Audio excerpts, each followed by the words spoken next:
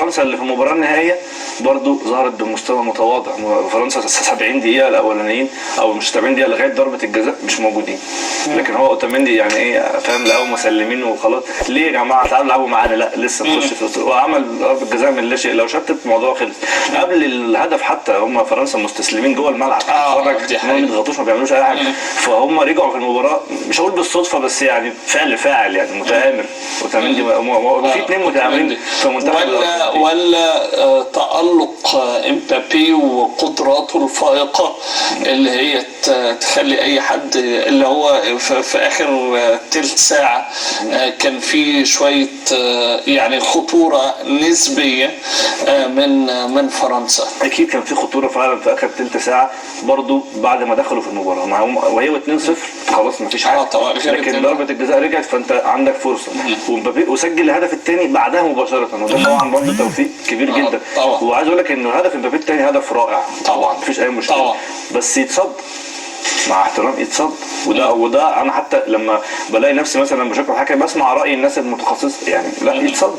فهم هدفين في الوقت ده، وبعدين في الاكسترا تايم حتى يعني رجعت الارجنتين تاني. سيناريو بقى بدا ان هم دخلوا فرنسا تاني في المباراه، وفرنسا فريق قوي يعني جدا يرجع في المباراه يعمل مشكله. لكن انا بكلمك انه من البدايه هم في كل المباريات مش اصحاب يعني سيطره الا على الفرق اللي متواضعه. وانت كان مين من وجهه نظرك من المنتخبات اللي هو كان ممكن يواجه الارجنتين في النهائي ان هو يعمل اللي هو مقنعك انت في الاداء؟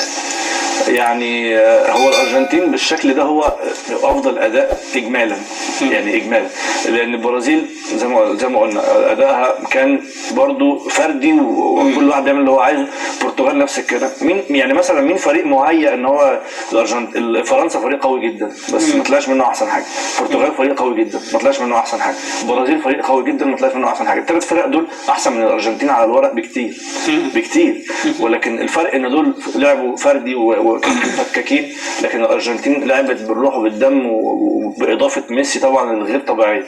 ده كان الفرق بين الاثنين. فوز الارجنتين بالبطوله علشان ميسي، هي فرقه تعتمد على النجم الاوحد ميسي فقط، ولا وميسي لغي كل اللي حواليه، لغي اللعيبه لغي الجهاز الفني؟ البعض بيقول كمان هو اللي كان بيختار التشكيل، هو اللي بيعمل كل حاجه. هل انت مقتنع بده ولا بتشوف ان الارجنتين فرقه جماعيه يضاف إليها قدرات ميسي لكن قدرات ميسي تفوق الأداء الجماعي الأرجنتين؟ لا، هي فرقة الأرجنتين فرقة قائمة على وجود ميسي في الأساس وفرقة النجم الأوحد ماشي، فرقة النجم الأوحد بيشاركوا في نجومية المونديال في لقطات معينة. إيميليانو مارتينيز حارس المرمى، وإن كان إيميليانو مارتينيز في مباريات كتيرة اللي بيتشاط بيدخل برضه يعني برضه، بس هو هياخد أفضل حارس لأنه أولا في تصدي في الدقيقة 120 كان هيضيع البطولة بالكامل. فطبعا هو لو جه من البيت عمل التصدي ده وروح أخد أحسن حارس برضه. فدي كده فكرني بحمادة طلبة في ماتش النيجيريا يعني كأنه هو جاي مخصوص كان علشان يشيل الكرة دي وخلاص. هو لمع في ركلات الترجيح مع طبعا فرنسا ومع هولندا، ولمع في التصدي ده. دي 3 لقطات خلوا إيميليانو مارتينيز افضل حارس. لكن زي ما قلت لك كرة امبابي تطلع في اهداف تطلع يعني ودخلت. وفي المقابل ممكن ياسين بونو وحارس كرواتيا ليفاكوفيتش كانوا افضل جوه المباراه، لكن إيميليانو مارتينيز اجمالا افضل حارس لانه هو صنع الفارق